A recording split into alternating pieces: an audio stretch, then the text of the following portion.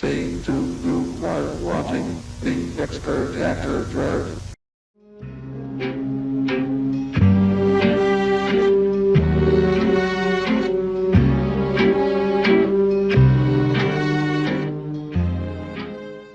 Janky games are something we've all encountered before. However, it's not always a bad thing. In fact, some of my favorite games can be considered janky games. It's all about preference. But on the other hand, I have 4 fingers. Conversely, a janky game can be downright abysmal. Trust me, I'm very well versed in abysmal janky games. As someone who's only allowed to play games from before Obama's first term, simply due to the fact my computer can give all fucks to what I want, aka I'm running on a computer from 2010. If you think that's a joke, no. And one of the games I'm going to be talking about, controversially, can fall under the abysmal janky game category. The other two, not so much.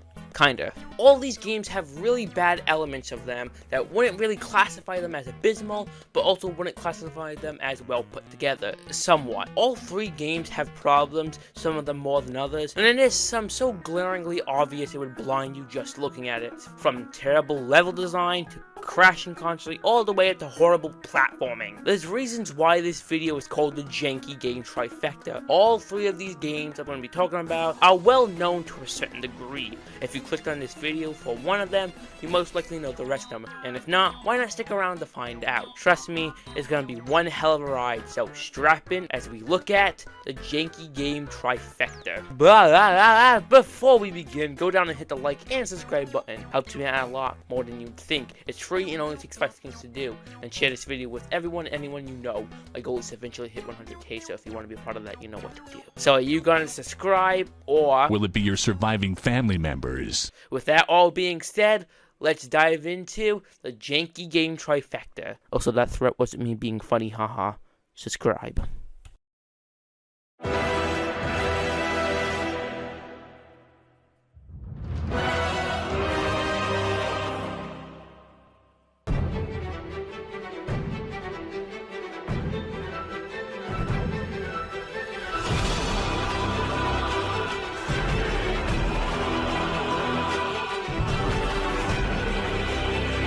Jaden, stop!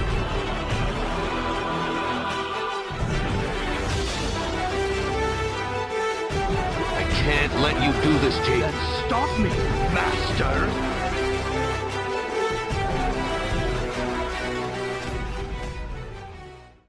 So fun fact about this video. Originally this video was going to be about the Heavy Iron Studio SpongeBob trilogy, but personally, I fucked up. I wanted to actually record gameplay for the video myself, so I went out of my way to buy the games I needed. There was just one small problem. I bought them from the original Xbox. I also had to buy some wires, but that's neither here or there. I didn't have a working controller, so you could probably guess I couldn't play these games. It was only after discovering my controller didn't work that I realized I could have easily bought all these games I needed for the GameCube, as I have an original Wii model that can play GameCube games. All I would have needed to do was get the controllers and the games themselves. Guess what I didn't do? Because I'm too stupid to remember. So that's $60 I'm never getting back. However, just like Batman, I have my own contingency plans for when videos go awry. I was planning on making this video that you're watching now all the way in September. However, because plans fell through, I now have to move it to this month. Good thing I came up with this idea. Am I ever going to make the SpongeBob trilogy video? I don't know, probably, just not anytime soon. See, when you're as much of a dumbass as I am, you need to make backup plans for when you inevitably fuck up everything. Now, me fucking up isn't a rare occurrence, it happens all the time, so I'm ready for these things. Because it happened again a few months prior in December when I bought a microphone that barely worked. That's why this video sounds like complete shit, because I had to use, well, this infernal contraption, which, you know, isn't a microphone. But this video and the last video did not. And then there's sometimes I fuck up things and then fix them, but I cannot fix them because of things out of my control. However, this was one of the chances I could fix my mistake by ordering a new controller, which I did, somehow. It's a few days late, but that's fine. I can always start later. Well, apparently the fucking geniuses at USPS lost the fucking package. How do you lose a package? Why do I even try? If this little rant taught you anything, make sure you have backup plans for almost everything you do, especially if you're as much of a dumbass as I am.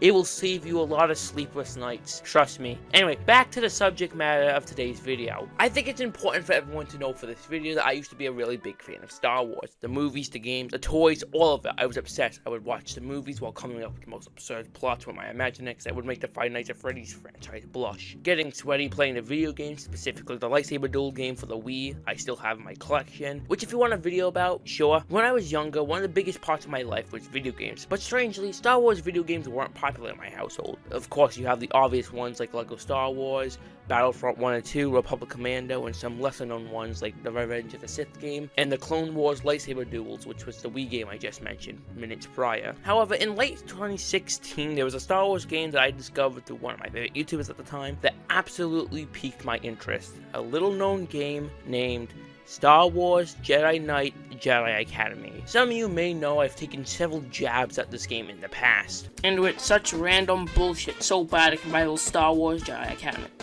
I generally don't think I've played a more broken game besides Jedi Academy.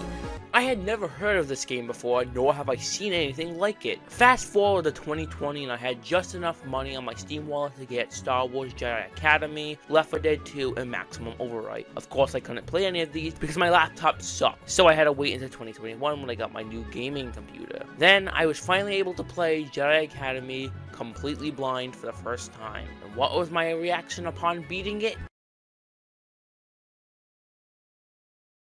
I was severely underwhelmed. Beating this game for the first time, I was underwhelmed to say the least. Both endings just kinda ended abruptly. The final boss is so uninteresting and so easy, I beat it within seconds. Oh, you don't believe me? Yeah, I'll let them both play out in their entirety.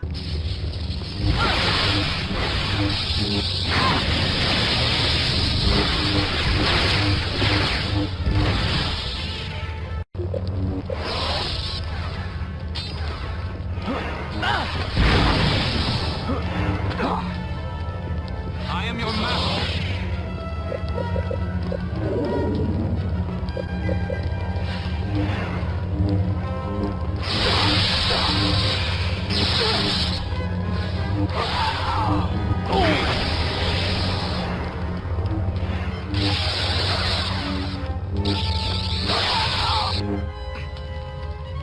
So I was pissed on how bad these endings were upon beating it for the first time, because some of the levels in this game made me hate breathing. I had beaten every level, which is a task within itself, just to get one of the most abrupt endings in gaming history. How is that fair? Why did I pay $10 just to get disappointed by a nothing burger ending? It feels very disappointing playing a game that you're excited about, just to get an ending that in all reality sucks. Now, something I thought I would mention is the fact that apparently this game online has a really dedicated following, and for those people who like the game, good for you! I can see why you like it, but don't expect me to come around anytime soon. Or ever. Now, that's not to say this is a terrible abomination of a game or one of the worst games I've ever played. Nowhere near. However, that doesn't mean this game has aged particularly well. The graphics look like warm soup, the level design is dreadful, the levels are laughably short, which is due to the even more laughable 10-hour runtime. However, I will say, unlike the next two games that I'm going to be talking about, the platforming, although limited, is tolerable. Mostly due to the fact that you are a Jedi, which means you can jump pretty high. And to the developers' credit, they did use that fact in interesting ways. Some of the levels, I will admit, are pretty fun once you get the hang of the game. Continuing that trend, there are a bunch of levels in this game I find well done, and of course there are levels I find absolutely horrid. Some of the levels are good and fun, which is odd because the majority of them are not. Most of them are just a pain in the ass. Also, this game is incredibly short, mostly due to each level being like 3 minutes long. Like, no joke, if you know what you're doing, you can get through these levels in like 2 minutes top. I will admit a few good things about this game, and that's how the lightsabers and force abilities are impressively in depth. For the most part, the lightsaber fights are you just clicking mouse 1 a bunch of times until you win. However, you can have a strategy, or you can be like an absolute ape like me and just click because you know it's going to work. Continuing the topic about how in depth the lightsaber fighting is, you have different fighting styles. I think that's what it's called. I don't know, I haven't watched Star Wars in like 1,000 years. There's different force abilities you can use, and it's decently in depth for a game released in 2003. You have 2 sections of force abilities, one side being the light side and the other being the dark side. I'm just going to say this flat out, the dark side abilities are far better than any of the Jedi abilities. The only real good Jedi ability is Force Healing, the other three just kinda suck compared to Force Lightning, Force Grip, and Force Dark Drain. Rage just kinda sucks. Force Protect and Jedi Mind Trick, all things considered, are pretty useless as enemies can be killed in one hit. That's sorta how lightsabers work. Also, I do really like the fact that you can go in first person with the guns. It makes me want to run the game with the guns only. I'm gonna regret saying this, but if we can get the impossible goal of 100 likes, I'll run the game with just the guns. Okay, listen up for a second. Real talk. I have been known to exaggerate some of my points. I like over-exaggerating things. It's more interesting than a slow and monotonous talking. It's a good way to keep a viewer's attention. However, what I'm about to say is not hyperbole or over-exaggerating in the slightest. This game has some of the worst level design I have ever seen in my fucking life. Take any game with bad levels and make it 10 times worse and you get Jedi Academy. I cannot even put into words how abysmal the level design is, and at the worst of times, it can be downright broken. There are so many sections in this game that just lead to dead ends and have no practical uses, like it's just there to waste the player's time, which is fitting because the entire game is a waste of time. At some points, the level design gets so retarded, it makes me visibly red in the face from frustration. And to top this shit Sunday off, it wasn't bad enough, I had to play the entire game in the smallest window I've ever seen. Oh, you don't believe me? I want you to do something real quick. I want you to full screen this video. If you're on a TV, it's already full screened. But if you're on a computer, full screen YouTube right now. And if you're on a phone, I don't know, I guess you don't experience this. Oh yeah, full screened? Okay, this is what I had to stare at the entirety of recording this game. Not even joking. So many things in this game make it so infuriating to even think about booting it up. You might say, why didn't you just enlarge the window? Yeah, I thought about that, obviously. But if I did it, it would break the entire game. Why? I don't know. I know this section has been mostly negative, but that's the reality of it. It has not aged well. Like, the fall damage in this game is a complete joke. In the other two games we're going to be talking about, fall damage is not that big of a deal. You take a little plunge off the edge, you lose a little bit of health. However, in Jedi Academy, walk down one step, you lose an entire health bar. There are good aspects of this game. It just sucks that most of the time those aspects don't get to shine. The story in this game is good. It's unfortunate it's haphazardly thrown together though. Most of the time it has a good concept, but it's rushed. This game could have benefited from at least 5 more hours dedicated to the story, which is surprising that I said that because I'm not a huge Star Wars fan. I think the story is overly complex. However, in this game, it has a pretty straightforward story. You're a Padawan of the last game's protagonist, Kyle Katarr.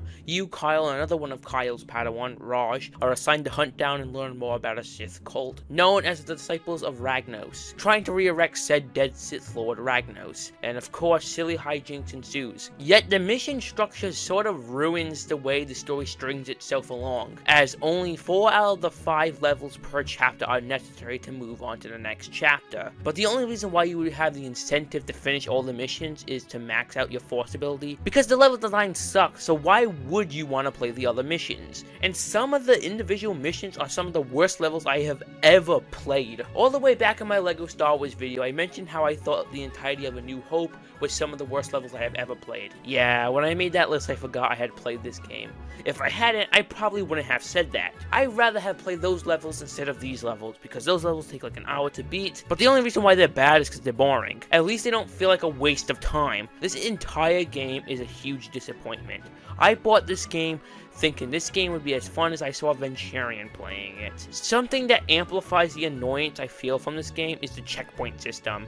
It fucking sucks. You get checkpoints so infrequently, you might as well make your own checkpoints. And I suspect you get barely any checkpoints because, like I said earlier, each level takes 5 minutes. Besides the last 5 levels, which take like 30 minutes each, which continues to give you barely any checkpoints. Taking a page out of my brother's book, I'm going to complain about the fact that it doesn't show you where to go. Like this section where you're on a conveyor belt. Unless you watch these painful looking cutscenes, you wouldn't know where to go, as the passageway is just tucked away in this little corner on a random conveyor belt. Trust me, conveyor belts will come up again in the next 2 games, which is odd. Maybe I should rename this video to the conveyor belt Trifecta. This is like the only time in this game with platforming, and it just sucks. Which also can be said about the next 2 conveyor belt sections in the other games we're going to be talking about. It's weird how similar these games are, being released in a span of 6 years from each other, and the first 2 games being released within months of each other. other. Jesus Christ, these games are more connected than I thought when I came up with this idea. Anyway, most missions suck, and I've gone over why they suck. So why is it this game, with all its flaws, has such a good reputation? Well, it's simple.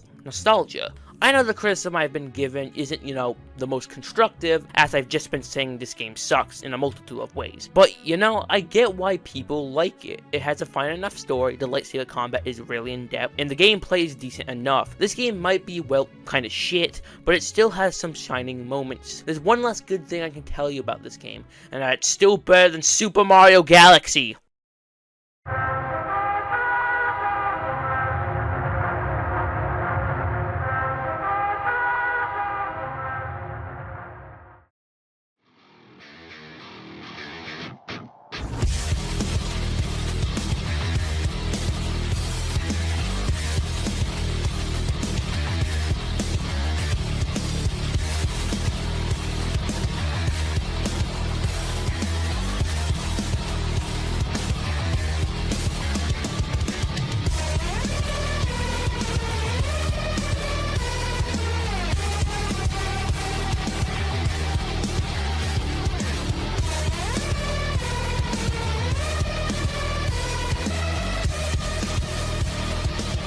Yeah, baby, I am the Lizard King. Welcome to Paradise, Arizona, home of the Postal Dude. Actually, in real life, it's home to no one because it's a ghost town.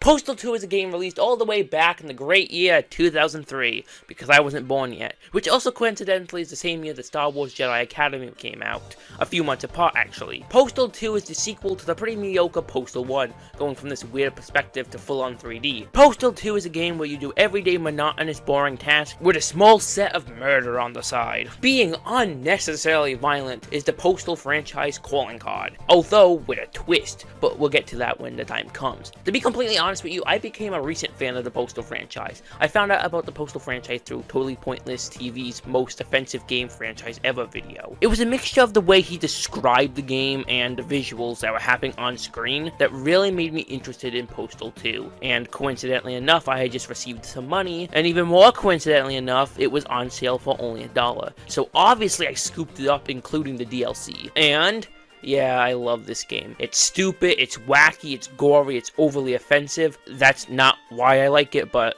that's, oh god. I sense I've made a mistake of some kind. Going postal is the name of the game.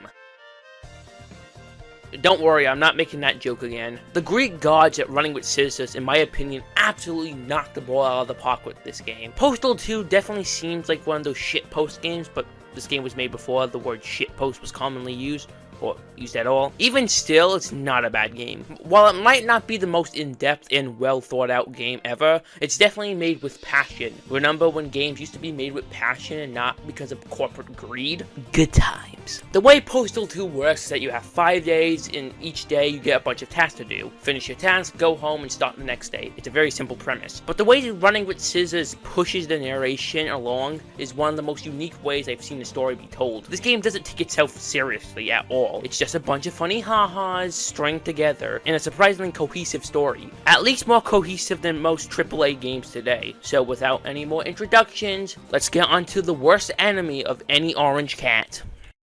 The tasks for Monday are pretty simple. Get milk, pick up paycheck, cash paycheck. Taking a first look around, you'll definitely notice this game has a unique art style. It's a mixture of early 2000s 3D games and early CGI. And my theory is this was done on purpose because the original Postal was absolutely despised by the media. They hated this game. Not because it's a bad game, I mean it was, but how violent it was. You find out pretty quickly Postal is a satire game. One of the main selling points of Postal is the fact that everything that happens to you in the game is mostly your fault. If you want to be a pacifist, you can do things civil, or if you want to be an absolute psychopath, you can do that as well, killing anyone who dares even slightly glance at you. Disrespectful piece of shit. Either you can wait in line to get your milk, or you can go postal and kill everyone. Same thing with cashing the paycheck. You can wait in line or you rob the bank. Because remember, this game is only as violent as you are. And of course, I went full on psychopath mode. What? What did you expect? The groups that already hate you aren't gonna stop shooting ending you. The game plays out almost entirely the same no matter what you do, peacefully or violently, besides the endings. Postal 2 purposely tests your patience with long queue times and NPCs making rude comments and laughing at you. It's purposely trying to make you snap. But unlike the average man, I don't need a reason to go on a murder spree. Nice try running with scissors, your mind tricks don't work on me. The first task is to get milk. You can either wait in line or fight your way out. Pretty simple. The next task is to get your paycheck. So apparently, Postal Dude works at running with scissors. Heading over to the front, you'll definitely notice that there's people protesting, which is kinda annoying because they're in your way. Paradise is actually a pretty big place to explore with a bunch of secrets and whatnot. And hey, who knows, you might find a random can of gasoline. And I'm not saying you should totally go over to the protesting people, dump gasoline on them and light them up. That would be illegal. Upon getting your paycheck, you get thrown to a cutscene, if you can even call it that. Apparently the people protesting violent video games pull out guns and bombard the building, which seems a little drastic, not gonna lie. And weren't you just protesting violence in video games just seconds ago? Who knows? I don't know. I didn't see it. You can't pin anything on me. The last and final task is cashing your paycheck. And it's pretty simple. I don't feel like waiting, so I'm gonna go rob the bank, and thankfully there's a little cubby here that I can use to sneakily make my escape. Yes, sneakily. First impressions are good. It's at this point in the game where you decide whether or not this game is for you. If you don't like it, then leave. However, if you do like it, you can join me as we move on to... The tasks for Tuesday are almost as simple as Monday's. Confess sin, get signatures, return book, and get Gary's autograph. Pretty simple, right? Your first task is getting signatures, which is pretty easy. You walk up to a bunch of people and ask them to sign it. And if not, kill them. It's at this point the player without a doubt should definitely notice that the Postal Dude has a bit of a unique personality. I guess that's why they call him the Postal Dude. Or rather, I think that's his actual name. What the fuck was his parents' problem? The petition mission is without a doubt the most infamous mission from the game. Reasonably so. It's just so out of left field and is nothing like the rest of the missions. As most missions are you just going to a certain place. Speaking of which, let's go confess our sins. Heading over to the church, you'll definitely notice a few great landmarks of Paradise. During your playthrough of Postal, you'll definitely notice that Paradise is a bit of a colorful and unique place, filled with just the best type of people. Interactions between characters are plentiful and make no sense. But hey, that's the fun of it. The random shit you'll encounter in this game is unlike anything else. You'll witness shootouts, cops beating the shit out of people for no reason, which is not unlike our reality. Now, because Paradise is such a big place, it is easy to get lost. But hey, this game is almost entirely open world, so you don't have to do any task in particular order. You can do any task in any order you like, which I think is really cool. So if you get lost, it doesn't matter, as you can go do another task that's closer. Upon arriving to the church, you make your way over to the confession booth, which I think is called the confessional. After repenting for your sins, you are then tapped by... terrorist. Yes, if it wasn't overwhelmingly obvious at this point, this game is offensive.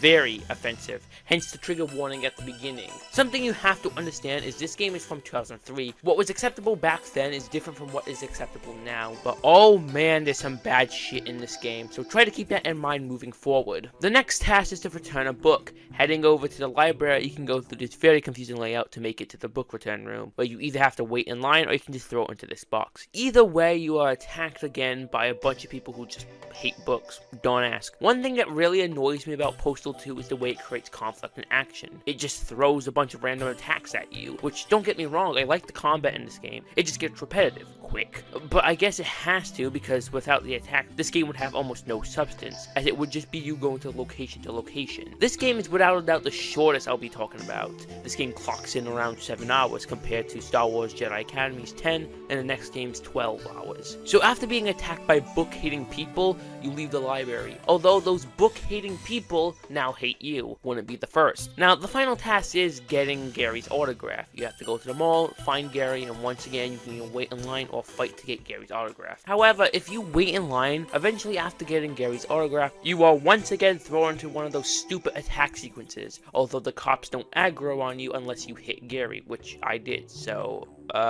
shit. See, what did I tell you? Tuesday's tasks were pretty simple. So, moving on to Wednesday. Wednesday's tasks are a little more out there compared to Monday or Tuesday. Piss on dad, vote, and get an Xmas tree. Starting off with voting because it's the easiest task in the entire game, you head over to the Asian restaurant, go upstairs and vote. Once again, pretty simple. Getting the Christmas tree, however, is not pretty simple as it's all the way on the other side of the map, so it takes a bit of walking. Once you pick up your tree, as you probably predicted, you are then thrown to another attack sequence. Jesus Christ. So apparently this tree belonged to the hillbillies, I guess. So now they want to kill you? Great. It's just more of the same boring and monotonous combat section, which isn't the last one for Wednesday. Shooting your way out of the park, you set off to do your final task. Pissing on Dad. Heading back over to the church, you'll notice that the cemetery is now open. That's something that happens quite a lot in Postal 2, where an area is blocked off and won't be accessible until a certain day. Which, instead of just not allowing the player to go over there, they use roadblock signs and blockades, which I think is clever instead of just not allowing the player over there. It really builds the world more. Once you get to the graveyard, you'll notice that there's a gravestone that says Zombie Dad. You might think this is the right one to piss on, but no, pissing on this grave will only summon an actual zombie, which drops an axe if you kill him, and if you didn't have the axe already, it's pretty useful. Pissing on the real Postal Dude's dad grave, which is theorized to be the Postal Dude from the first game, but this theory is invalidated by Postal 4, which reveals the main antagonist is the Postal Dude from the original Postal, which is Dude's dad, and the dad we're pissing on in Postal 2 is just a stepfather, I guess. Anyway, piss on your dad, and then apparently the hillbillies come back and knock you out and put you in a gimp suit. Christ. Which also adds another task to the list, which is pick up your laundry. But in order to do that, you have to escape the brewery, which isn't hard. It's just one of those stupid ass attack sequences again. You also just lose all your weapons, but you can find them all again if you explore hard enough. But other than that, there's nothing really too noticeable about the brewery, besides another conveyor belt platforming section, which connects all the other games more and more. And it definitely won't be the last conveyor belt platforming section. After escaping the brewery, you can head over to the laundromat and get your clothes. You can either buy them by paying, or you can just take them by force, which I obviously did the latter. Wednesday's tasks were definitely more out there, but that's going to be a trend moving on to the next 2 days. Oh, fun fact about Thursday. Halfway through my recording, it completely crashed, and I don't mean it just crashed the game. It crashed my entire computer, and every time I try to boot it up again, it crashed again. So unfortunately for Thursday and Friday, I have to use someone else's gameplay. I simply don't have enough time or patience to fix it before I have to get this video out. I guess this is what happens when your computer is 12 years old. Sorry. Thursday's tasks are definitely more bizarre. Get napalm, get crotchy, get steaks, and pay ticket. Besides paying the ticket, getting crotchy is probably the easiest task out of all of them, so let's start with that one. For this task, you have to go all the way back to Paradise Mall and head to Toys in the Hood. On your way there, however, you'll definitely notice there's more than just police officers and normal civilians. You now have the SWAT team. What are they doing here? I have no idea. Anyway, just Postal Dude's luck, there's no more in stock. There's actually 3 ways of getting Crotchy plush. 1, simply give Crotchy all your money you have. 2, you can trade him one of Gary Coleman's books. Or 3, you can go in the back and pick one up for yourself. I guess there's also a 4th option that you can just kill Crotchy right there. But for this route, until the game crashed, I decided to go downstairs and get it myself. Upon collecting the Crotchy doll, I was then bombarded by police officers like I was back on Monday for robbing the bank. So, of course, obviously, I have to fight my way out. If any of these poor bastards get in my way, I'm gonna have to blow them away. Good thing I have this blue can filled with suspicious blue liquid. Holy shit! After fighting your way through the entirety of the police force, you are then confronted by the man himself, Crotchy. Then you're thrown into a boss fight with him, and the only way he can take damage is by explosives, so you better have stocked up. Overall, it's not too bad of a fight. It's comically easy if you stacked up on explosives. The next task is also pretty easy, which is paying your ticket. Head over to the police station and pay the ticket. Simple. The next task is getting steaks, and as someone who just ate a delicious banquet Salisbury steak meal while writing the script, not sponsored, I felt it would be most fitting to do this task next, as I'm still in the mood for another one. So, shall we head over to Meat World? But, oh shit, no one's here. Hey, might as well go in the back and get it ourselves, shall we? Oh my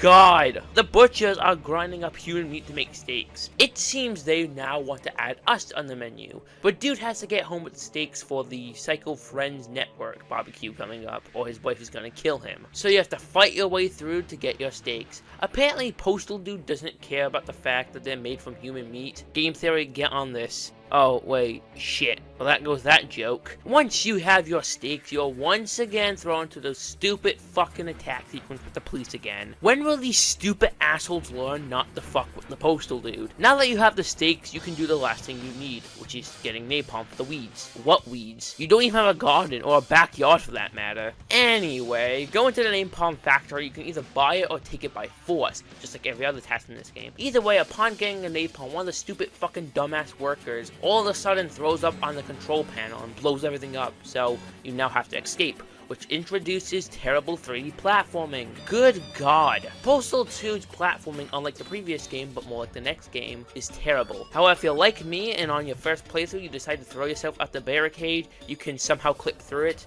I don't know how this happens, and every time I tried it afterwards, it didn't work, but yeah. But if you're not as awesome as I am, you can go through this pretty stinky platforming section with confusing layouts, slippery surfaces for some reason, and a stupid fucking boulder that you have to outrun.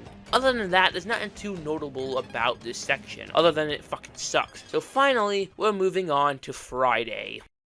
Ugh, Friday's tasks suck. All of them. Besides an optional one, they all have the stupid fucking attack sequences. Get alternator, pick up package, and go to Uncle Dave's birthday party. Let's start off with the least stupidest one, which is getting the alternator. Going to the other side of the map, you arrive at the junkyard. Once again, you can either kill the guy and take it for yourself, or pay $500 and have the guy get it for you. But, you know, $500 is a pretty steep price, so no matter which way you spin it, killing him is the best option. Because either way, you still have to fight a fucking stupid horde of dogs. Once you get your alternator, you have to fight another stupid fucking horde of dogs. That's one checked off the list. Next is visiting Uncle Dave and giving him his birthday gift. In order to do that, you have to go to the compound, which is, once again, on the other side of the map. Now that I'm looking at the map, each task has you going from the farther side of each point of the map. And I bet it was done on purposely to draw out more time, because Friday is just a bunch of walking. Finally arriving at the compound, it turns out Uncle Dave's being attacked by the military. For what? I don't know. Probably drugs. He's a hippie after all. So once again, there's two ways to do this. Either you can sneak your ass in, or kill everyone in your sight, including Uncle Dave, which is most favorable. So the person recording the footage you're seeing right now did not do that. Pussy. Either way, you still have to fight the military again. Then this fat fuck for some reason has a rocket launcher, which can be easily dealt with a sniper rifle. Well guys, we only have one task left to do, unless you have the inexplicable urge to piss. And upon pissing, oh shit, you have gonorrhea. Ew. Pig. So you go over to the clinic and get your gonorrhea medicine. Okay, back to the main task, which coincidentally is only one left, which is getting a package. It seems pretty simple, right? Head over to the postal office and make sure not to go postal on your way there. Upon arriving, you have two options. Can you guess what those are? That's right, you can either fight your way through, or you can let one of the workers get it for you. Either way, you still have to do one of those. Say it with me now. Stupid fucking attack sequences. Because apparently having explosives in your package is suspicious as fuck. Now the SWAT team is after you once again. Kill them all and leave. However, upon leaving the postal office, you are then greeted by absolute hatred from everyone. Because everyone thinks you're a bumbling abomination who needs to be put out of their misery as soon as possible. Sounds like me. This time, instead of walking through a load zone and teleporting home like the other days, you now have to walk all the way to your house and fight your way through, just like every other task in this game. And when you finally make it home, you are greeted by your lovely wife and the game ends. Except you forgot her Rocky Road ice cream. God damn it. Despite what I said about Postal 2 in the last however long this fucking video's been going, I think it's a really good game. I don't think it's a good game to talk about, as there's only so many times you can say stupid fucking attack sequence before it gets old. But before we move on to the next game, do I have any last words to say about Postal 2? I have 3 words. I regret nothing.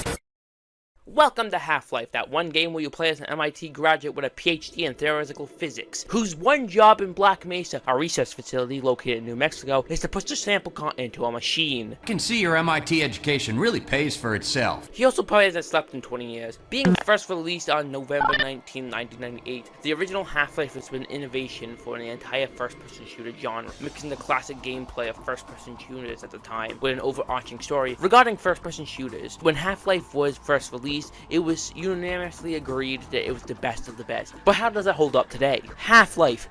God, I hate this game. But not really. Okay, now that we got that out of the way, let me explain myself. Half-Life 1 has not aged well at all. Now that I've given you a brief introduction to Half-Life, let's actually get into why I kinda not really hate this game.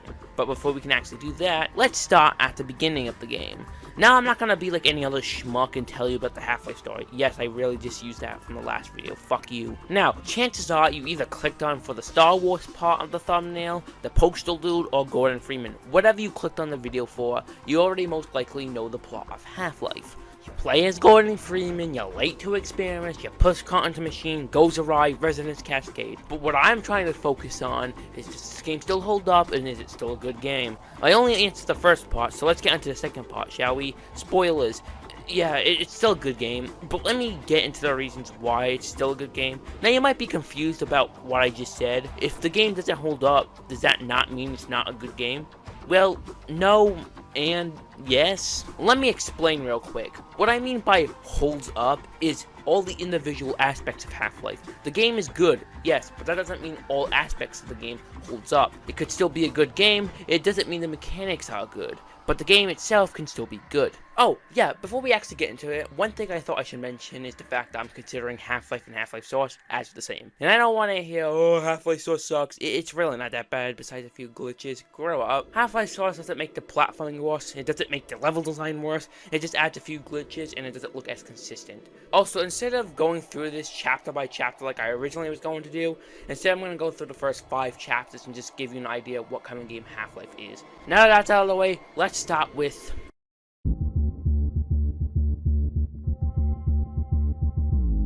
Black Mesa Inbound is the obligatory introductory chapter of any video game, but unlike your normal video game tutorial, there's no tutorial in Half-Life. You get on a train and you're off to work. While on the train ride, you get some general information about Black Mesa through the announcement system. It's a fun little distraction you get while on this admittedly pretty boring train ride, although you do get to see some pretty neat events that tie into the story. I love when games give little details about the story as a whole from seemingly arbitrary events. Something I really like about Half-Life is the fact that small little details have massive implications later on in the story. Like how during the train ride you can spot the Gmail on one of the other cards, or the Hazmasterio spilt out on the floor, or seeing Bonnie Calhoun locked out of the guard's quarter, which plays back into one of the expansion. It's little details like that that makes Valve really good at world building, little subtle things that you'll never see on your first playthrough, or you may not know the significance of it at the time. Things like this really get someone invested in a video game. While you're here, here's a little fun fact for the day. I actually have a video planned for the sequel to Half-Life, Half-Life 2, obviously, that I'm planning to be pretty big, so stay tuned for that. Anyway, Black Mesa Inbound is a great introduction to not only Half-Life as a game, but a franchise as a whole. It perfectly sets the mood for the game moving forward. Speaking on moving forward,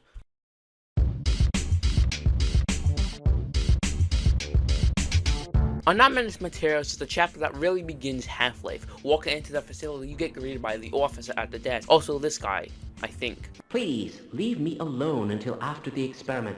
Well, sorry, Mr. I'm Thirsty Gordon. Playing Half-Life for the first time, I was kind of blown away of how good the game actually looks for a game from 1998. Now, granted, the first time I played Half-Life was in 2023. Just like every other franchise or series that I'm into, I'm a very recent fan of which. I know that might sound crazy that I only became a fan of these games like Fallout and Half-Life as recently as the 2020s, but you gotta understand, gaming is a very small portion of my life, and really these games never interested me unless I heard good things about them, which I typically don't look up games on YouTube. I only really get interested in a game if it appears in my recommendation. I also really don't typically browse Steam a lot because, you know, the whole 12-year computer thing, so there's not many games I can actually, you know, play. So it just gets a little frustrating when people say, oh, you never played this game, or you never heard of this game. Like, no! It's not like I can actually play it. Anyway, sorry for that little tangent. Anonymous materials allows you to get comfortable and familiarize yourself with the movement of Half-Life. It's really fun just hopping around Black Mesa. It's a lot like what I said back in my Super Mario 64 DS video. Play the clip.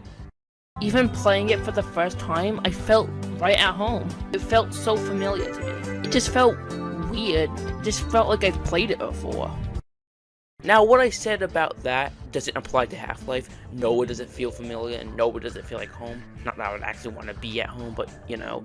It's more in the way that Black Mesa feels just as thought out as Peach's Castle was in Super Mario 64. It feels deliberate. But what I also really appreciate is, just like Mario 64, it teaches you the basics that you don't necessarily need to know, but can be good at getting better at the game. Like how the hallways are big open spaces you can practice bunny hopping in, or it teaches you things like talking to NPCs. Don't do it. Don't you dare do it. No. My name's Tommy!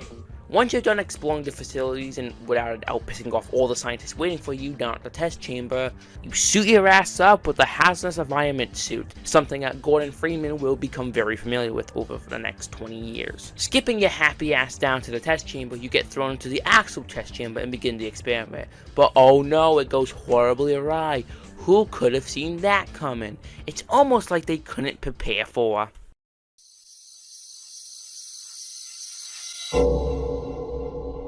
Upon waking up, you are confronted with the grim realization that something terrible just happened. Something that's going to not only affect Black Mesa, but the entirety of humanity. Leaving the test chamber, you're greeted by bodies littering the floor, scientists desperately trying to save guards to no avail. Walking past the other bodies on the floor, you take an elevator to an upper floor, which seems like a really bad idea to use any machinery that's damaged. Trust me, I've had unrestricted internet access for a long time now. I've seen what happens when elevators malfunction. It's not pretty. Ugh.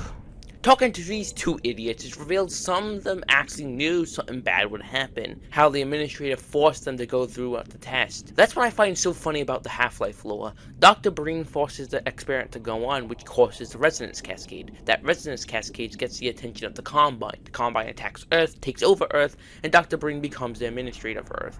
It's almost like he had this whole thing planned out. It's probably nothing though. Even before the Resonance Cascade, there was signs that things in Black Mesa weren't going as planned. Before entering the test chamber, one of the computers, I guess, just blows up, or the hazardous material is spilt on the floor like I mentioned in Black Mesa Inbound. Even in the beginning, Valve has always added little details to the games to clue you into the bigger story, and I think at some point in Valve games, it's done exceptionally well. Half-Life is a good example of this. Even more impressive is the fact that this is the first game they made. Now, that's not to say it's the first game they worked on, so obviously they had some experience. It's just impressive the fact that they knew what to add to games to make it more enjoyable. Making your way through the facility, you'll eventually get Gordon's most iconic weapon, the crowbar. At this point, you will without doubt notice that you're not going up against any normal enemies. You're going up against aliens, and because they're filthy aliens, their lives don't matter, so kill them all. It's in this chapter that we're introduced to one of the worst aspects of Half-Life, the platforming. Oh man, the platforming. I'm gonna have to talk about this. Okay, the platforming is bad, we all know that, but is it downright abysmal like some people suggest?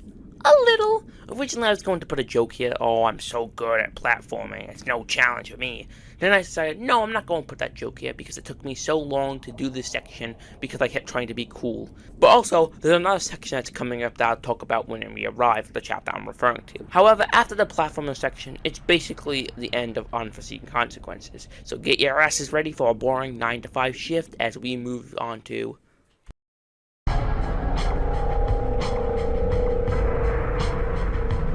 Office Complex is a chapter where Half-Life just clicks. It's a chapter that really gets the player hooked. Office Complex is where a lot of Half-Life elements first appear, like puzzles. You also get a lot of sex, event, and gameplay. You also first encounter a new enemy on this chapter in the form of the Vortigons. And while I'm at it, fuck the Vortigons. These stupid pieces of shit are so annoying, especially later on at certain points where you have to face hordes of them. But, you know, that's besides the point. Office Complex is just a really well put together chapter. What I really like about Office Complex is how it embraced the horror elements of Half-Life. And for those who forgot, yes, Half-Life is supposed to be a horror game. And Office Complex shows that. The claustrophobic corridors, enemies hiding behind corners, the eerie lighting, the massive amount of corpse littering the floor, all the way down to the little details like the Vortigons having shackles, indicating they're being enslaved. It feels like a campy horror movie. However, what's odd to me is the fact that all 3 expansions and the sequels of Half-Life just dropped the horror aspect, besides Half-Life 2, which all things considered has a pretty short chapter in the form of Ravenholm. After Ravenholm, the horror gimmick never comes up again. It's why I really appreciate Office Complex.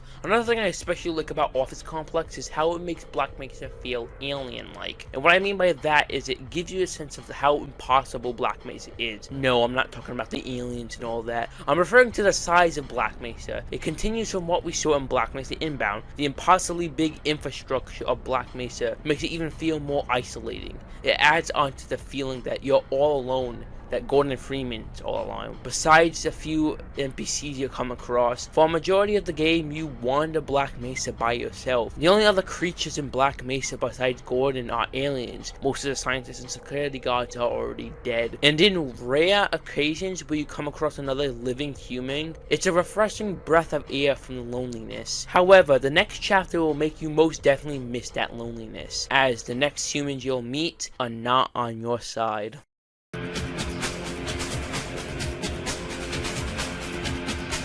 This is the chapter where you get introduced to the main enemy of Half-Life. Up until this point, you've only really encountered aliens as enemies. You got head crab zombies, and Vortigons. This chapter is where you meet the first human enemies, the hazardous environment combat units. What's their mission? Silence anyone in Black Mesa, including you. Your first shot of these guys are not on your side when one of the scientists run downstairs just to get gunned down. That would have happened if I wasn't playing Half-Life Source. To get this right off the bat, We Got Hostiles is the first chapter in the game that really matters whether or not you're playing Half-Life or Half-Life Source, as the entire chapter can be skipped using, well, frankly, one of the easiest skips I've ever seen in a video game. Yes, it's that easy. You just hit one of the scientists, push him to the door, and boom, he opens the door for you. And because I'm not a cheating piece of shit, I did go through We Got Hostiles without using the skip, so moving on. We Got Hostiles is one of those well put together chapters. What I find really well done about We Got Hostiles is the initial shock of the military attacking the scientists. What makes it, in my opinion, well done is the fact that in the beginning of the chapter you can find an SMG next to a dead soldier, and a few feet away from the dead soldier is a turret, which might initially make the player think the turret killed the soldier. So who's putting the turrets and C4 down? Yeah, you find out pretty quickly it's still the soldiers doing it, and the dead soldier probably died from a head crab or something. Also, something that begs the question is how the fuck did G-Man get past the soldiers? And before anyone says he can teleport, there's a soldier and a scientist right behind the corner. You don't think they both would have heard or seen it? Anyway, even the scientists are tricked by the soldiers, as before getting shot in the face, one of the scientists says, Rescued at last, thank God you're here. Before you start thinking the HECU is a bunch of horrible people, it's important to note in the dialogue it's revealed the fact they aren't here by choice, and just like any other sane human being are not enjoying what they're doing, aka killing people. I've heard you 12 dumbass scientists, not one of them fought back. This sucks. I didn't sign on for this shit. Answer sure, but civilians rewarded this operation anyway.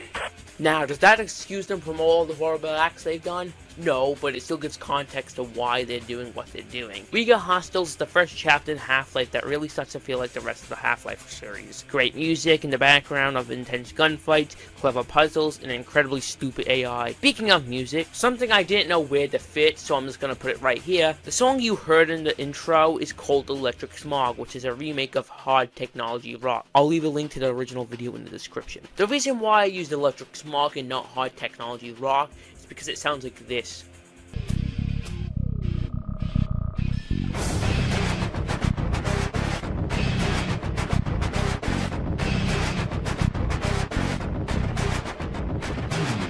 It sounds abysmal, which is odd because the rest of the soundtrack sounds amazing. Half-Life isn't a very consistent game. It's just really not. The Vortigons are one of the first enemies you encounter, yet they do so much damage for no reason. On normal, they do 60, and on hard, they do 90. Why?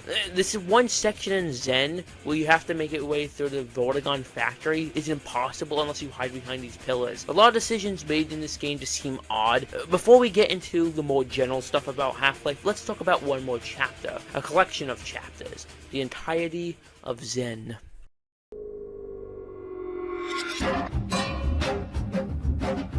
Now, instead of talking about just the chapter Zen, I'm going to be discussing Zen, Go Noctiluclear, Interloper, and Nihilith as one chapter, as I personally believe it's better that way instead of talking about them separately. As in my humble opinion, they should be one chapter anyway. A lot of people complain about Zen not feeling like a full chapter. I mean, yeah, sure, but you could always just take all the chapters and consider it one chapter. It's really not that complex. To get this out of the way as soon as possible, I think all the Zen chapters are decent enough, and impressively so. Obviously, it's nowhere near perfect, as the entirety of Zen was a rushed last-minute decision. However, I might have just said it was decent enough, but decent isn't perfect. My first problem comes from the chapter Interloper. How is the platforming and level design? At the worst of the time, annoyingly frustrating. Remember earlier when I was complaining about the Vortigons? Yeah, Interloper's the chapter I was referring to when I said, what do you mean we don't have time for another flashback? Of course we do. Ugh, fine. This is a chapter with the Vortigon factory when I was complaining about the damage. Yeah, fuck off. Also, fuck these flying monkey men. Now, Zen at some points is one of the best chapters in some areas, and the worst chapter in others. One of my favorite sections in the entire game is the Go Noctiluclear, more specifically the Go Noc boss. While in reality, yes, it is just a bullet sponge, it's kinda the same reason why I like Kills and Prime in Terraria. I just like inflicting bodily harm to anything that aggravates my temper. Now, I haven't played Black Mesa before, the remake of Half-Life, but I have heard they did improve the Go Noc boss fight. I don't know how they improved it, as I never played it, and I'm not going to watch a video because I want to play it blind, because it is slightly different than the base Half-Life, so you know, you gotta do what you gotta do. I know at this point I've been kind of aimless in what I've been talking about in these chapters. Even when I started at Black Mesa Inbound, there hasn't been a structure to what I've been pointing out or saying. However, there's one last thing I want to talk about before we get into the more general stuff, and that's the Nihilith boss fight. I think the Nihilith boss fight is a highlight of Half-Life, not only Half-Life 1, but Half-Life as a series. It might be simple in concept, all you need to do is destroy the crystals, bounce up, and basically shoot him until he dies. It's more the implications of the fight that really make the boss fight stand out from a lot of other notable moments in the Half-Life franchise. If you kill the Nihilith, you set the Vortigons free and exterminate the other aliens, but you also hand over Zen to the G-Man, and at this point, and even today, we still don't know what the G-Man and his player's intentions are, or what he wants with Zen. These are questions that will probably never be answered. What about the boss itself? It's decent enough. The one thing I don't like is how he teleports you to these little platforming challenges, and you probably know how I feel about Half-Life's platforming at this point, so yeah, other than that, it's pretty good.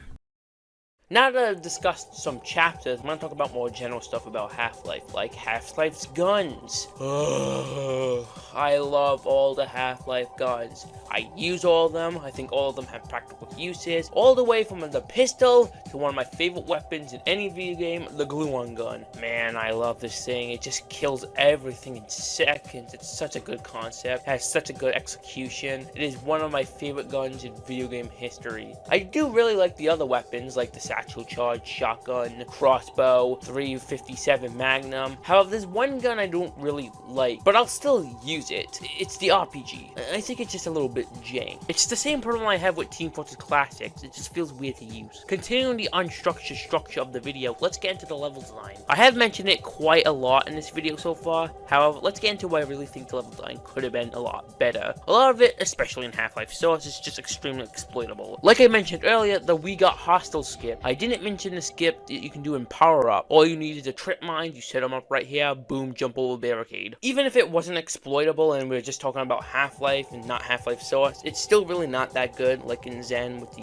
Vortigon factory, like I mentioned for the third time. A lot of time you're just backtracking, like the entire chapter of Power Up is just you backtracking to get the stupid fucking car working, which leads to the worst chapter, On a Rail, which is really one of the worst experiences I've ever had playing any video game. Jesus Christ. And then there's chapters like Residue Processing, which is also abysmal, but for different reasons, which also coincidentally enough has one of the worst platforming sections. Surface Tension has the entirety of the cliff section and stupid fucking ending with the airstrikes. Forget about Freeman's, just meh. However, the level design can be at points really good, like my favorite chapter, the Lambda Core. I would say around 80% of the chapters are pretty good, but that doesn't mean they don't have shit sections, because a lot of them do. And while I'm at it, let's talk about the platforming. The main problem I have with platforming is the controls. They're just very slippery at points. Take the box example I had earlier where you jump across the boxes, or even the conveyor belt section residue processing. It just feels really weird and slippery, especially because I do that thing a lot of people do in video games where you're on a tight point, you start spamming W, A, S, and D. I don't know why it happens, just does. I'm really not a big fan of 3D platformers. I think the 3D kind of messes with my perception. It's not to say that I don't like 3D platformers, just a majority of them. Two of my favorite games of all time are 3D platformers. I'm not saying all 3D platformers are bad, it's just I don't like them. Overall, I think Half-Life is a pretty good game, all things considered. What it all boils down to is my preference for video games is different from what Half-Life is trying to do. However, Half-Life sequel, without a doubt, is one of my favorite games of all time, top 3. It should absolutely not be understated that this game is important to modern gaming as a whole. If it wasn't for the creation of Half-Life, a lot of things that we know related to gaming simply wouldn't exist. The biggest being Steam. If it wasn't for the absolute dedication of a small team, gaming could have been a lot different. If it wasn't for Half-Life, we wouldn't have masterpieces like Half-Life 2, Team Fortress 2, the Left 4 Dead series, Portal, and every great Valve game ever made. Valve as a company has absolutely nailed Half-Life. While a lot of features in this game may not hold up, it doesn't mean it's a bad game. In fact, opposite. It's put together pretty well, the story is cohesive, the graphics are pretty good for 1998, and the level design, despite being pretty abysmal at some points, for the most part is pretty good. Janky games can be a hodgepodge of bad ideas and horrible execution, but on the other side of the coin, janky games can be some of the funnest games ever made. Just because a game has a little jank to it doesn't mean it's not fun to play. In fact, older games can be the jankiest thing ever, but at the same time, be better than anything released when and after Trump entered office. The moral of today's story is despite games being released after a certain time period, it doesn't mean that games made after are better, and that's why modern gaming will never be superior. Oh wait! Good night, ladies and gentlemen.